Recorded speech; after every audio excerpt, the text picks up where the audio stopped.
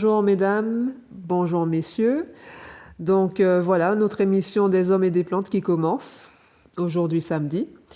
Alors nous allons commencer tout d'abord à vous parler du pois d'Angole, puisqu'on avait dit qu'on parlait des légumes oubliés, donc il en fait partie. Vous allez me dire que non, mais je suis quand même. Après, alors c'est un fruit dont on parlera en deuxième partie, c'est le tamarin des Indes.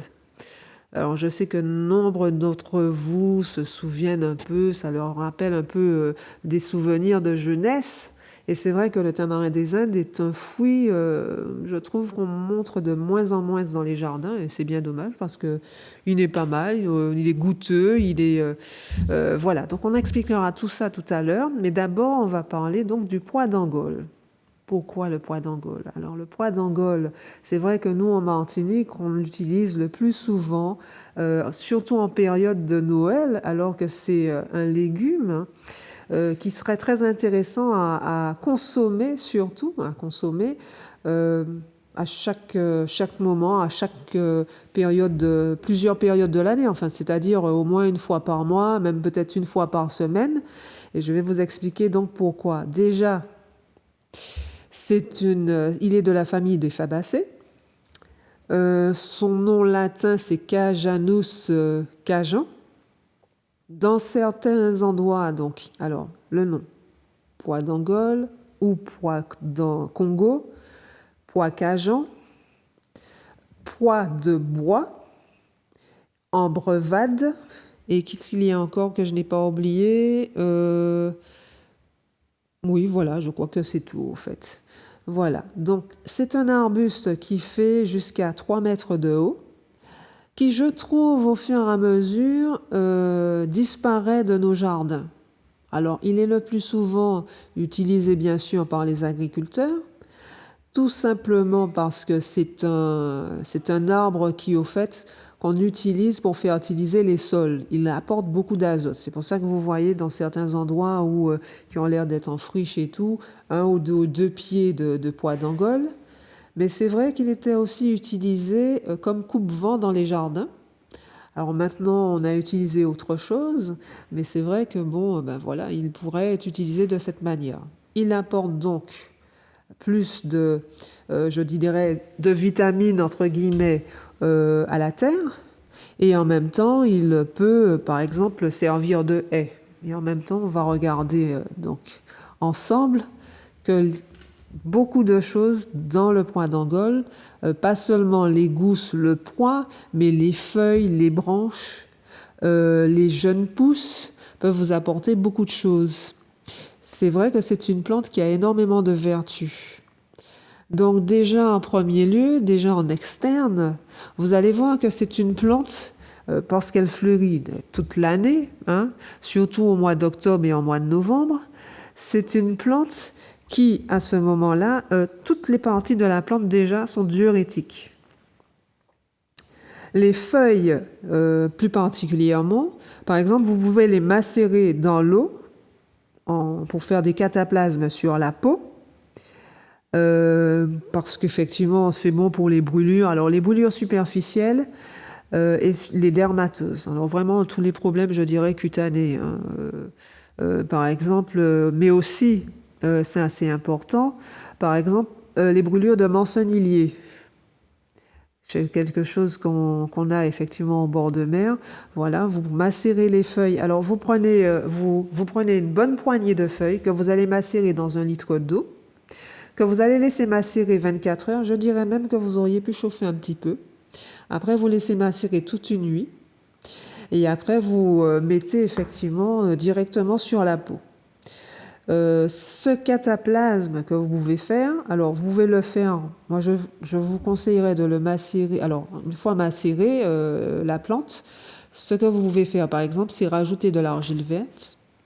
Je dirais que vous le refaites tiédir un peu. Et par exemple, c'est très bon par exemple pour les rhumatismes. Vous pouvez rajouter à cela, je dirais, un peu d'arpagophytum, de la prêle, ça peut être aussi du spondia ou du nénuphar.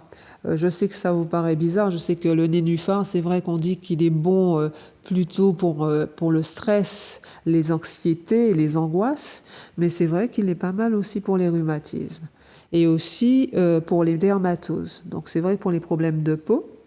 Alors pour les problèmes de peau en externe, je vous dirais à ce moment-là de l'utiliser, donc le poids d'Angole bien sûr, de l'utiliser avec la Centella asiatica, la Palmarosa.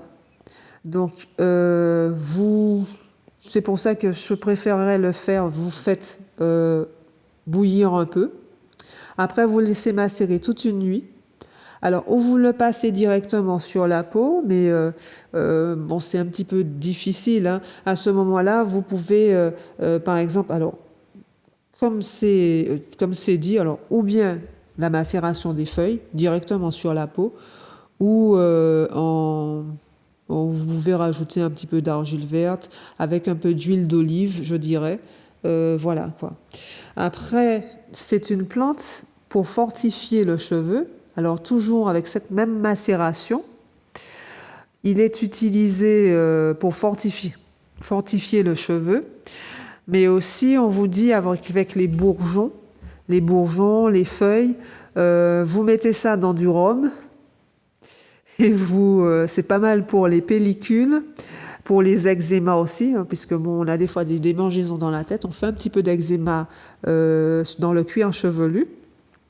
Alors ça me rappelle un traitement que l'on donne parce que nous, c'est vrai que dans le magasin TPI, hein, à Shellshare, nous avons une formule en bain de tête qui a fait ses preuves depuis plus de 40 ans, orientée par Monsieur Poiret. Donc pour ceux qui se rappellent de Monsieur Poiret ou de Mességuet à Fort-de-France, c'est vrai qu'il donnait une formule en bain de tête qui valait, je crois, enfin, c'était sur 2 mois, hein, à faire 1 à 2 fois par semaine. Et c'est vrai que juste avant la formule, nous, à Shellshare, ce que l'on conseillait de faire des fois, c'était effectivement de mettre un petit peu avant, de laver les cheveux, le jour précédent, donc du rhum avec du vinaigre de cidre. Alors, je me suis dit que finalement, avec le poids d'Angole, parce que si vous voulez, on apprend toujours, on reprend des fois les mêmes choses ou on revoit d'autres choses et on se dit mais c'est vrai qu'on aurait pu rajouter ça et on n'y pense pas toujours alors qu'on a ça à côté de nous, on a cette plante par exemple. Donc par exemple, vous pouvez rajouter les feuilles de poids d'Angole que vous mélangez avec le vinaigre de cidre et le rhum. Vous tiédissez ce mélange. Vous allez mettre, alors, je dirais aussi que vous pouvez mettre des feuilles de coquelicot. C'est vrai qu'on oublie ça aussi. Je ne sais pas pour certains d'entre vous, on va se rappeler des souvenirs.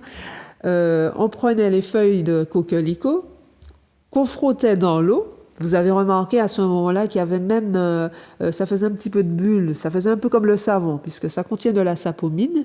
Et c'est vrai que rien que ça seulement, qu'on mettait sur le cheveu, on laissait poser sur le cheveu, on le laissait toute une nuit si possible, et vous avez un cheveu après qui était très brillant et qui reprenait de la couleur. Vous voyez, sans mettre de la teinture dans le cheveu, c'était vraiment génial.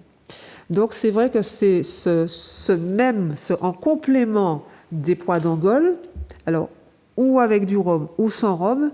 Alors déjà, ne serait-ce que pour fortifier le cheveu, la macération que vous allez faire avec les feuilles de poids d'Angole et les feuilles d'hibiscus, ou de coquelicot plutôt, le gros coquelicot, vous me laissez macérer et après, le lendemain, vous allez mettre sur le cuir chevelu. Mais je vous dirais à ce moment-là de faire ça plutôt le soir parce que bon, si vous sortez, je sais que pour certains d'entre vous, ce n'est pas toujours agréable. Et c'est vrai que ça se voit quand même, hein.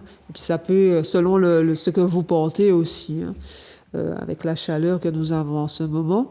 Donc c'est pour ça que c'est mieux de le faire, de le mettre, de recouvrir peut-être le soir quand vous dormez et vous laissez ça sur le cuir chevelu, les longueurs, les pointes. Vous massez, je vous dirais même au moment où vous mettez ceci, vous massez de manière circulaire, parce que c'est bien pour la circulation. Regardez bien que les personnes qui vont chez le coiffeur, quelquefois, ils vous massent le cuir chevelu. Ce n'est pas anodin. Donc, si vous voulez, vous faites ça. Et vous pouvez rajouter, donc, alors, au poids d'Angole, et aussi au cocalico. Vous pouvez aussi rajouter la Centella asiatica qui est une plante de chez nous. C'est vrai qu'un jour, ça aussi, je vais en parler parce que c'est vrai que c'est une très bonne plante pour la peau, mais aussi pour les cheveux. Tout ce qui est bon pour les cheveux est bon pour la peau. Donc voilà. Donc vous pouvez utiliser cette plante donc, en macération pour les dermatoses, pour les brûlures superficielles, pour les rhumatismes, mais aussi donc pour les cheveux. En infusion, les feuilles aussi sont bonnes. Alors je dirais plutôt que je préférerais en décoction. Je vais vous expliquer pourquoi. Parce qu'à ce moment-là, on peut utiliser les feuilles, les jeunes pousses, les fleurs aussi, et tout ceci en décoction, c'est-à-dire que vous allez faire bouillir, c'est-à-dire que quand ça commence à bouillir, vous laissez sur le feu, je dirais 6 à 7 minutes encore. Comme ça prend bien le jus et tout. Vous laissez poser, vous éteignez le feu, vous allez laisser poser, je dirais, entre 10 à 15 minutes. Vous n'attendez pas que ça soit froid. Et vous pouvez boire cette infusion, cette décoction plutôt. Et c'est vrai que cette décoction est donnée pour les douleurs gastro-intestinales. C'est pas mal aussi, donc cette plante que vous voyez là, en tisane, on va dire ça comme ça, elle serait bonne aussi pour nettoyer, pour purifier, je dirais. Elle serait bonne aussi pour les parasitoses. Alors les parasitoses, ça voudrait dire le ténia, les ascaris, les oxyures, tous les parasites de la sorte. Donc ça vous permet, puisque des fois ça cause aussi des douleurs, d'après ce que j'ai compris. Et à ce moment-là, c'est vrai que c'est très intéressant d'utiliser cette plante. Vous voyez, vous ne l'avez pas pour rien dans le jardin, c'est pour ça qu'il faut l'avoir. Donc quand vous n'avez pas encore les gousses, mais voilà, vous pouvez utiliser les feuilles de cette manière. Je ne pense pas que vous ayez à attendre que ça ait 5, 6, 7 ans. Je ne crois pas. Non, je ne suis pas sûre que ça vaut le coup d'attendre jusque-là. Vous avez la plante. La plante, ne croyez pas, je la considère un peu comme un être humain, moi. C'est vrai que je crois qu'il y a des gens qui parlent avec les plantes. Et je crois qu'elles nous entendent. Donc si vous voulez le comprendre, effectivement, vous parlez avec elle et à ce moment-là, cet échange lui fait du bien et vous fait du bien aussi. Donc cette plante, à ce moment-là, quand vous, quand vous prenez soin d'elle, elle prend soin de vous, tout simplement.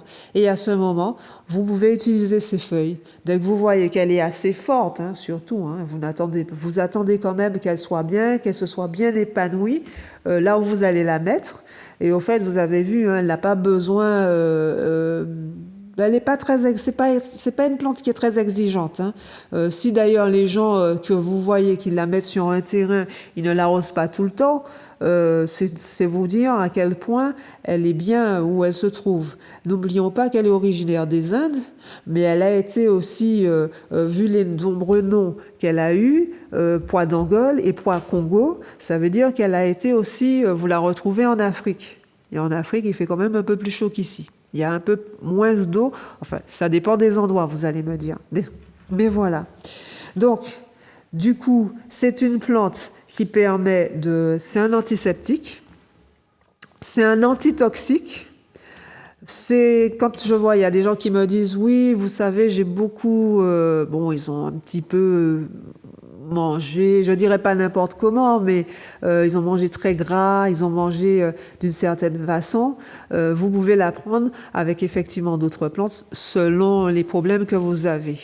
Donc à ce moment-là, vous pouvez rajouter la chicorée anisée, vous pouvez rajouter un petit peu de menthe douce, pas beaucoup, parce que si vous voulez la menthe, il faut que ce soit, quand c'est pour une action de digestion, il faut pas en mettre beaucoup.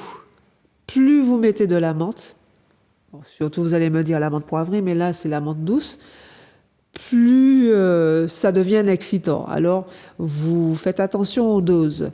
Donc pois d'Angola, on peut rajouter le nénuphar, vous voyez il y a tellement de plantes qui me viennent en tête, la chicorée anisée, je dirais encore peut-être par exemple de l'eucalyptus. Et c'est vrai que si vous voulez, ça va vous aider un peu pour les douleurs que vous avez au niveau intestinale qui remonte au niveau de l'estomac jusqu'à l'œsophage. Des fois, ça peut vous aider. Après, le soir, vous pouvez rajouter le desmodium, vous pouvez rajouter de la chireta ou la menthe glaciale. Je sais que ça sera un petit peu amer, mais ce sera à ce moment-là pour nettoyer un peu le foie. Mais déjà, il faut savoir que le poids d'Angole intervient sur le foie. Donc, c'est pour ça que c'est une plante que vous faites ou en infusion ou en décoction, selon ce que vous avez comme matière chez vous, et vous pouvez la prendre matin et soir. À ce moment-là, le soir, je vous conseillerais de rajouter par exemple un quart de citron. Voilà. Ensuite, il faut savoir, toujours, et c'est pour ça que c'est une plante qui est intéressante, les gousses et les jeunes pousses peuvent être consommées cuites. Donc c'est pour vous dire que vous pouvez utiliser, par exemple, avec d'autres légumes pays, hein, il n'y a pas seulement que les pois que l'on trouve là-dedans, mais les gousses, je suppose, les jeunes gousses peuvent être utilisées de cette manière et on peut les manger. Donc de cette manière, il faut savoir. Donc là, on va partir. Vous voyez, on part d'abord des feuilles avec tout ce que ça comporte, tout ce qu'elles ont comme vertu. En buvant. Là maintenant, on va parler de la partie alimentation. Et dans l'alimentation, donc le poids d'Angole comme on le connaît, et c'est pour ça que même moi je me serais tiré les oreilles parce que c'est vrai que c'est une plante qui contient énormément de fibres et de nutriments. C'est peut-être c'est l'un des légumineux qui, je dirais, qui a plus de fibres que les lentilles ou les haricots rouges. Donc, ce qui fait que ça aurait été intéressant d'en manger. Par exemple, il contient pas mal de protéines végétales, donc il peut remplacer effectivement les viandes. Donc, pour les gens qui sont végétariens, si vous rajoutez des céréales comme le blé ou le riz, en plus de ça des légumes pays, vous avez donc là à ce moment-là une alimentation complète. Ça n'a l'air de rien, mais voilà. Et donc, il faut savoir que comme il a un indice glycémique faible, il est pas mal aussi pour les gens qui sont diabétiques. Surtout qu'en plus de ça, il permet par rapport à ça et au fait qu'il est très fibreux, ça permet de prévenir le diabète. Donc, vous savez, on parle souvent, cette semaine, on a beaucoup parlé du diabète. Et si vous savez que déjà dans votre famille, vous avez des diabétiques, vos parents ou l'un des parents est diabétique, à ce moment-là, essayez de faire attention à votre alimentation, pas trop de sucre. Pour cela, vous pouvez compenser en prenant par exemple la stevia, qui est une plante sucrée. Alors c'est une petite plante qui n'aime pas être déplacée. Elle est exactement comme la menthe glaciale, qui sont des plantes, effectivement, vous la mettez dans un coin et à la limite vous l'oubliez. C'est quand vous en avez besoin que vous en prenez dedans. Si la stevia commence à faire des fleurs, je vous dirais de prendre les fleurs, de ne pas laisser dessus parce que sinon vous allez un jour retrouver votre plante morte. Je sais que c'est un peu bizarre, mais c'est vrai que les fleurs prennent toute l'énergie de la stevia. Donc vous allez utiliser la stevia ou séchée ou fraîche, mais mieux encore quand c'est séché. Et par exemple, vous me mettez dans votre café, dans votre thé ou dans autre chose. Alors je sais que j'ai des gens qui viennent chez nous au magasin prendre de la stevia, ils font des gâteaux avec. Merci beaucoup, c'était très bon. Voilà. Et j'aurais jamais pensé que ça pouvait être utilisé comme ça, mais vous voyez, et c'est vrai que quand vous prenez de la stevia, vous allez faire des analyses, vous n'avez pas du tout de sucre dans le sang. Donc c'est vrai que ça peut intervenir par exemple en infusion, ça peut intervenir dans un régime alimentaire. Donc comme on donne des choses pour perdre du poids, quand les gens ils aiment grignoter, ils aiment surtout le sucre, le plus souvent on leur donne de la stevia. Donc voilà comment l'utiliser. Mais on revient bien sûr à notre poids d'Angole. Donc, le poids d'Angole, c'est vrai que quand on en mange, on le fait dans l'alimentation, l'avantage qu'il y a, c'est qu'il permet, je dirais, comment dire ça, ils permettent vraiment à l'estomac d'être, il permet une certaine satiété. C'est-à-dire que je dirais qu'il pourrait agir un peu comme un coupe-faim. C'est-à-dire qu'ils permettent déjà de gonfler un peu l'estomac et de ne pas de ne pas ressentir la faim. Donc c'est pour ça que, exactement comme on le fait, vous savez, quand on fait un plat bien créole, le plus souvent les gens vous disent, est-ce que vous voulez pas mettre un petit peu de lentilles ou un petit peu d'haricots rouges? Pourquoi pas les pois d'Angole? C'est vrai qu'on aurait pu le faire intervenir plutôt pendant toute la durée de l'année plutôt que au mois de décembre. Il aurait été vraiment mieux pour ça. Et c'est vrai que par rapport à ça, je sais qu'il est intéressant pour les gens qui font de la drépanocytose, par exemple. Donc voilà. En gros, c'était ce que je voulais vous dire. Après, toujours en alimentation, comme il est riche en vitamine B9, il serait pas mal dans l'alimentation des femmes qui attendent un enfant, parce qu'il permet la formation de l'ADN, des cellules de cet enfant à venir. Donc c'est pour ça que non, il contient énormément de vitamines qui pour chaque période de la vie d'une personne, il intervient. Donc je pense que c'est pour ça aussi que c'était très intéressant d'en parler. Et je vous conseillerais vraiment de l'adopter, et de l'adopter pas qu'une seule fois dans l'année, mais à plusieurs reprises dans l'année. Voilà. Et en plus de ça, nous avons vu, nous allons reprendre. Donc, pour ceux qui viennent d'arriver dans l'émission, heureusement, j'ai fait un récapitulatif. Le pois d'Angole, donc une plante qu'on trouve bien chez nous, dans les Antilles, qu'on peut trouver sous d'autres noms, le pois Congo, le pois cajun, le pois de bois, l'ambrévade. Donc c'est une plante qu'on peut utiliser les feuilles en infusion, en décoction ou sous forme de cataplasme. Donc en externe comme en interne. En externe, il peut être bien donc mis sur les cheveux. Donc vous allez reprendre l'émission et puis vous allez voir tout ce que j'ai dit. Il peut être intéressant en interne comme en externe pour les problèmes cutanés, pour les brûlures superficielles. On a parlé aussi par exemple du morcelinier. D'accord. Et après, donc, il est pas mal. Donc, en alimentation pour le diabète, il est purifiant, c'est un antitoxique. Il nettoie les reins, il est pas mal pour les maux de tête, les vertiges et bien sûr donc pour les problèmes de digestion. Alors s'il y a quelqu'un qui veut essayer de me joindre au 0596 71 27 07, je suis à votre écoute, je suis là. C'est vrai que je parle peut-être beaucoup, mais j'attends vos appels, ne vous inquiétez pas. Voilà. Je ne sais pas s'il y a quelqu'un pour le moment, mais voilà. Donc, en tout cas, voilà, pour le pois d'Angole, nous avons, je pense, fait à peu près le tour. Donc, nous allons voir aussi, dans la deuxième partie de l'émission, le tamarin des Indes.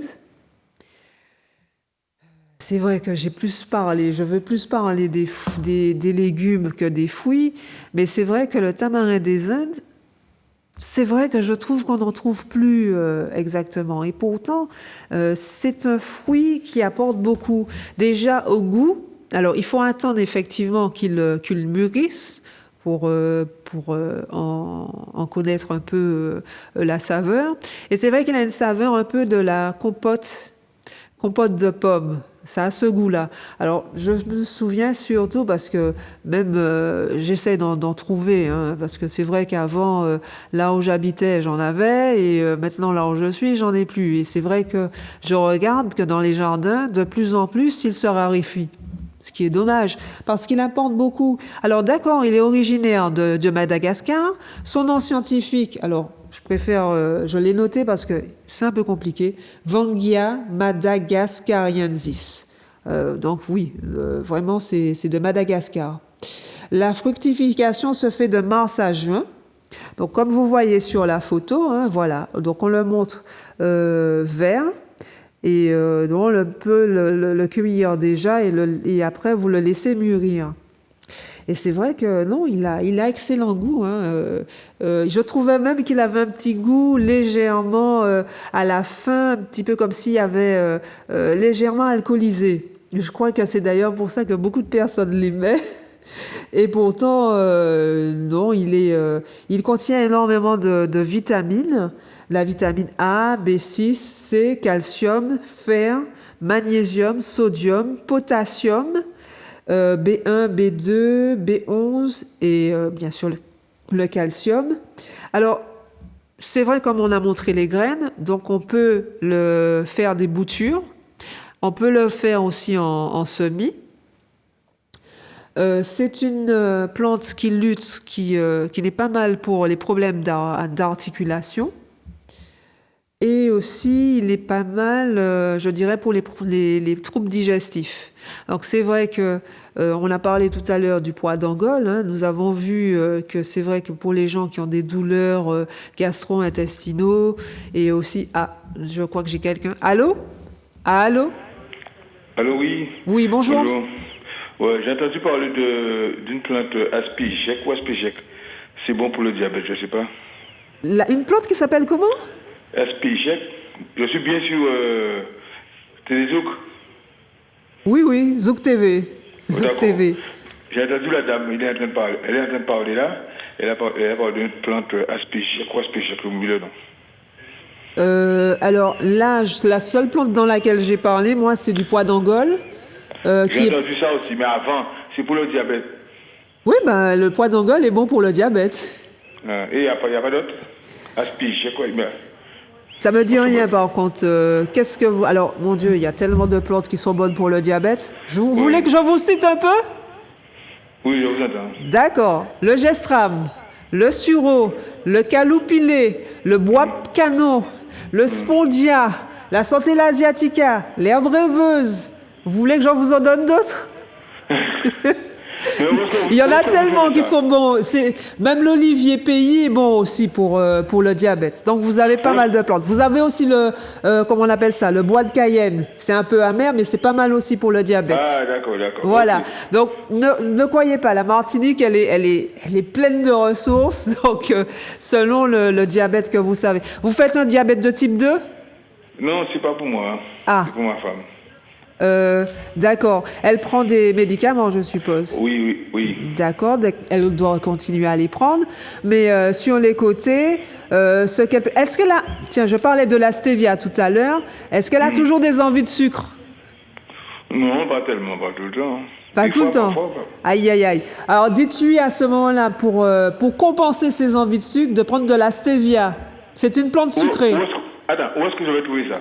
Alors la stevia, ou bien vous venez dans mon magasin qui s'appelle TPI, je vais donner l'adresse tout à l'heure avec les numéros de téléphone, ou bien vous pouvez à ce moment-là essayer d'avoir des plantes, la stevia. Elle est un petit peu capricieuse comme plante. Je ne sais pas si vous vous rappelez de la menthe glaciale. Elle est exactement comme la menthe glaciale. C'est-à-dire qu'il faut la mettre dans un endroit et ne plus la toucher, ne plus ne plus l'enlever, la laisser là. Et quand elle commence à faire des fleurs, vous retirez les fleurs, vous les faites sécher et vous mettez partout où vous voulez. J'ai compris ça. Mais je voulais savoir, est-ce que je peux trouver ça en Guadeloupe? En Guadeloupe? Ah, mais si! Eh bien, qui m'en est? Mais si, en Guadeloupe. Alors, je ne connais pas les adresses en Guadeloupe, mais ça, c'est sûr. D'accord. Ça, c'est sûr et certain. La prochaine fois, c'est pas rentré dans l'oreille d'un sourd. Je m'y appliquerai à savoir quelles sont les adresses en Guadeloupe. Mais ça, je suis sûr que si vous voulez, dans tous les pépinières. Vous êtes à Jarry? Comment? À Jarry.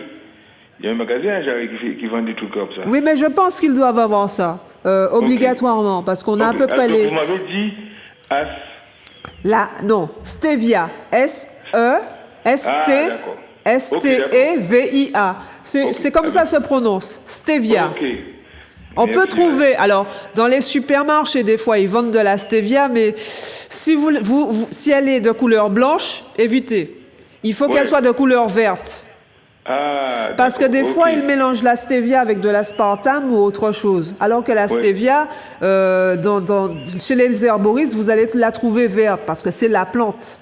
Ah, d'accord, d'accord. Ok, Ou bien ok, ok, ok. ils vont mettre les branches, ils vont mettre tout, ils vont mettre les fleurs, mais voilà quoi. Le plus Ah, ok. souvent, si vous trouvez en poudre, à ce moment-là, elle est verte. Ah, mais elle est Ok, verte. Hein. d'accord. Ah J'ai ben, d'ailleurs, compris. exactement comme les feuilles que vous avez derrière moi, voilà, ces feuilles-là, exactement comme ça, cette couleur-là. D'accord. Verte comme ça. Et mon Dieu, Ok. c'est sucré. Maman! Ben là, sucré, nègre. Non seulement Ok. c'est sucré, mais je vous jure que, par exemple, imaginez qu'elles prennent ça. Alors, par exemple, chez nous, quand les gens viennent dans notre magasin, on fait prendre ça dans 1 litre d'eau à boire dans la journée. La personne, Ok. elle a son compte, elle a son compte de sucre. Elle n'a pas envie de sucre après, hein. Ok. Ah ouais. Donc c'est Ok. vrai que c'est génial et ça permet à la personne bon ben de s'améliorer, d'avoir un diabète beaucoup plus stable. Mais voilà. Ok. D'accord. Merci. Je vous en prie. Ok. Au Passez une revoir. bonne journée, monsieur. Donc voilà. Et c'est vrai que la stevia, donc oui, hein, non, mais partout, partout vous voyez qu'il y a pas seulement des herboristes, hein, mais aussi chez les pépiniéristes, je suis sûre, obligatoirement, ils ont des plants de stevia. Donc à ce moment-là, je sais qu'ils vont vous aider, vous conseiller, vous orienter comment dirais-je, garder votre plant de stevia. Et s'ils ont oublié, quand ça commence à fleurir, de retirer les fleurs, toutes les fleurs, et gardez-les parce que vous allez les utiliser. Vous les laissez sécher, vous mettez ça dans votre café, dans votre tisane, vous en prenez beaucoup. Est-ce qu'il y a d'autres personnes? Allô? Allô? Allô? Oui, bonjour. Oui, c'est pour l'émission. Oui, je vous en prie, allez-y. Je vous écoute. Oui. Oui, allô? Oui, oui, je vous écoute. Oui, c'était... bonjour, oui. Bonjour. La question que je voulais poser, le monsieur... le monsieur qui vient de parler là. Oui?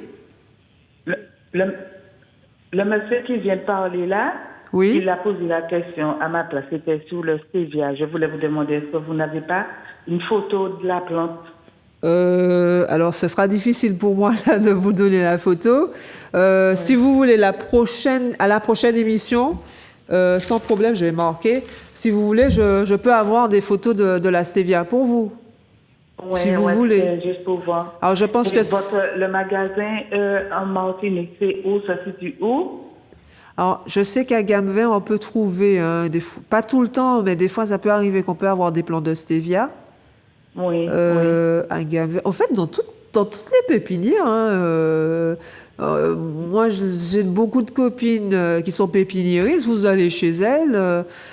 C'est vrai que bon, j'aurais voulu inviter certaines, elles n'ont pas envie d'être à la télévision. C'est dommage. oui, oui, Mais c'est vrai que bon, même vous venez chez elles et tout, elles ont des fois des plants de stevia, ouais. Et c'est vrai que... D'accord, ouais. Mais c'est lorsqu'on est diabétique, on le prend pour le diabète, pas pour autre chose. Si, alors, ah non, mais la stevia, si vous voulez, déjà, c'est le fait que c'est une plante sucrée. Vous prenez une feuille, vous la mangez, c'est du sucre. Mais c'est du sucre végétal. Mais c'est très sucré, hein. Alors, quand vous avez des envies de sucre, c'est pas seulement fait pour les diabétiques, mais en priorité, je dirais, pour les diabétiques, parce que je sais qu'il y a beaucoup de diabétiques qui sont frustrés parce qu'ils ont encore des envies de sucre. Donc, en prenant cette plante-là, c'est de compenser cette envie de sucre.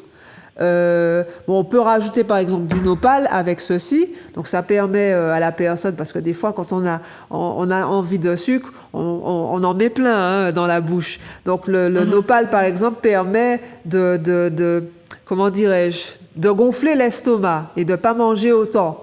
Donc c'est pour ça que des fois on met le nopal et stevia à ce moment-là, et c'est vrai qu'on fait ça en infusion 1 heure avant le repas.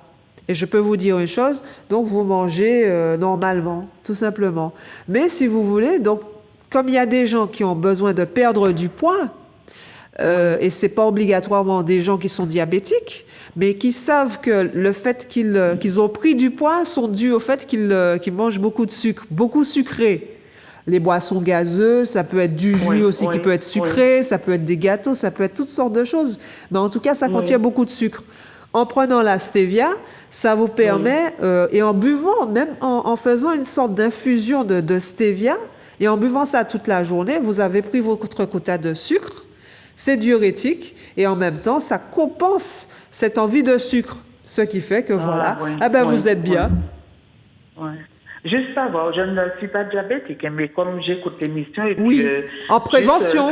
En oui. prévention. Oui. Non, mais vous avez parfaitement raison, parce que si vous voulez, si en plus de ça, dans votre famille, vous avez des gens qui sont diabétiques, c'est vrai. Alors, au départ, quand on est jeune, on n'est pas diabétique, mais c'est-à-dire que c'est en vieillissant. Vers la quarantaine, déjà, on commence à avoir des petits soucis. C'est pour ça que c'est bien de faire de temps à autre, aller chez le médecin et faire ces analyses pour voir où vous en êtes. Et quand il commence à vous dire, à vous titiller, là, il va pas encore vous donner quoi que ce soit. C'est pour ça qu'il faut pas attendre. Il faut souvent prendre soin de soi et de voir exactement ce que vous avez. Et prévenir que guérir. Donc, c'est encore mieux avant d'arriver à ce stade de diabétique, puisque comme ils ont dit, je ne sais pas si vous avez entendu, et il n'y a pas bien longtemps, au journal télévisé, ils disaient bien que le diabète ne se guérit pas. C'est vrai, au fait. Parce que quand vous êtes diabétique, vous l'êtes à ce moment-là. Et c'est pour ça que les médecins, ils précisent bien de faire attention. Maintenant, il faut que vous fassiez attention et tout. Donc, vous avez raison de faire ça.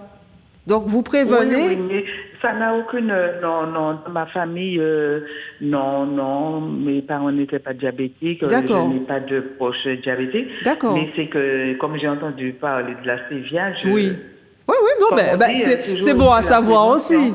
Oui, c'est bon à savoir aussi. Et vous-même, après, vous pourrez le dire à certaines personnes. Donc, c'est vrai que c'est intéressant de la sorte. Après, vous savez, bon, c'est vrai que je pose toujours la question de savoir est-ce que votre famille, il n'y a pas quelqu'un qui est diabétique, mais vous savez, il y a aussi des gens qui ont fait du diabète alors qu'aucune personne dans leur famille n'est diabétique. Ça, c'est dû... Alors, ce diabète-là qu'ils ont ou qu'ils commencent à avoir, des fois, c'est dû à des chocs, à des traumatismes. Donc c'est pour ça que des fois, nous, à TPI, nous donnons le plus souvent donc à ces gens-là. C'est pour ça que c'est bien de les voir, parce que c'est vrai que au téléphone ou à la télévision ou à la radio, puisque je fais la radio aussi, bon, vous pouvez pas tout dire, tandis que quand je vous vois face à face, je vous parle et j'essaie de comprendre et de savoir exactement ce que vous avez, d'où vient l'origine de vos problèmes, de vos pathologies. Et au fait, le plus souvent, quel que soit le moment, même si ça peut remonter à 20 ans, 30 ans, on finit par découvrir que certaines pathologies que quelqu'un peut présenter viennent du fait qu'il a eu un choc ou un traumatisme, même dans l'enfance. Et au fait, voilà. Et en prenant des choses, alors il y a la stevia, on va donner effectivement des plantes pour le diabète, mais on va aussi donner des plantes qui sont liées à l'émotionnel, à tout ce qui est stress, qui est lié aux émotions, à l'anxiété, à l'angoisse. Comme le nénuphar, l'herbe rêveuse, le griffonia, le rhodolia, enfin, mon Dieu, il y en a tellement. Il y a la brisée aussi. Vous avez, alors on peut rajouter aussi de la menthe douce. Je vous parle de beaucoup de plantes, mais vous sélectionnez 4 ou 5 et voilà. Et c'est vrai que ça permet à cette personne de se détendre au niveau mental, mais au niveau du corps aussi. Parce que c'est ça, en fait. Ça permet d'avoir une certaine relaxation et de se retrouver dans son corps et dans sa tête. Et je pense qu'à ce niveau, après c'est le mental qui fait tout, mais on aide aussi la personne en lui parlant. Et c'est vrai que on lui montre des fois, parce que vous avez des gens, ils ont besoin de réconfort. Et c'est vrai que ça permet à la personne de se retrouver avec elle-même et de se réconforter. Voilà. Et c'est vrai que ça aide beaucoup pour le diabète. Donc, je récapitule, c'est vrai que ça aide beaucoup pour le diabète dans ce sens. Ça permet peut-être des fois à des gens, après, de refaire des analyses. Et le médecin, ça peut, si c'est pas l'insuline, bien sûr, parce que l'insuline, je crois que c'est un petit peu tard. Mais quand s'il prend des comprimés, ça peut arriver que le médecin, à ce moment-là, au lieu de, par exemple, je dis ça comme ça, s'il prend 40 grammes, 40 milligrammes, il va prendre 20 milligrammes. C'est-à-dire qu'on va descendre au fur et à mesure les proportions. Donc c'est ça l'avantage au fait qu'il y a avec ce que l'on donne et quand on voit les gens. Oui. Voilà. Je ne sais pas si j'ai répondu à Eh vos bien, questions, mais voilà. Je vous en prie. Je vous remercie et allez. Et je vous souhaite Allez, de passer au une revoir. bonne journée, madame. Merci. D'accord. À vous aussi. Merci. Merci. Donc c'est vrai que oui, oui, je parle beaucoup, hein. Alors, pour en revenir, donc pour venir chez nous, vous passez, alors c'est du côté de Shellshare. La personne a mal raccroché peut-être. Vous prenez la direction du campus, vous continuez jusqu'au rond-point de Ravintouza, vous prenez la voie de la déchetterie et de l'aréna, vous passez les 2 dodanes, après les 2 dodanes, première à droite, tout droit, et vous êtes déjà chez nous à TPI. Donc, je vous donne les numéros de téléphone. 06 96 84 35 10 ou 0596 70 66 73. Si vous ne nous avez pas, laissez un message, on vous rappellera sans faute. Nos horaires sont du mardi au samedi, donc mardi, jeudi et samedi de 8h à midi, mercredi 8h à 16h et vendredi 10h30, 17h. Cette émission est déjà terminée, ça passe vite, mais vous inquiétez pas. Si vous avez des questions, rappelez-nous à ces numéros. Passez un bon week-end. À bientôt. Ça va vite.